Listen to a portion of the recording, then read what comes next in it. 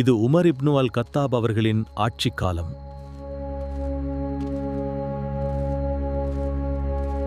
மக்களின் நிலையை அறிய அவர் இரவில் மறைவேடத்தில் நகர்வலம் செல்வார்.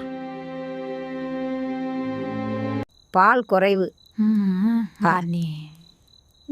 தண்ணி கலந்து விட்டுவிடு. அம்மா, அது தவறு. கலீஃபா தடை செய்திருக்கிறார். கலீஃபா இங்கில்லையே. கலீஃபா இல்லாவிட்டாலும் அல்லாஹ் நம்மை பார்த்து கொண்டிருக்கிறான். அந்த வார்த்தைகள் உமர் அவர்களின் இதயத்தை தொட்டது. அல்லாஹ் அக்பர், அல்லாஹ் அக்பர். அந்த நேர்மையான பெண்ணை தனது மகன் ஆசிம் இப்னு உமர் அவர்களுடன் திருமணம் செய்து வைத்தார். அந்த குடும்பத்தில் பிறந்தவர் உமர் இப்னு அப்துல் அசீஸ், இரண்டாம் உமர் என போற்றப்பட்டவர்.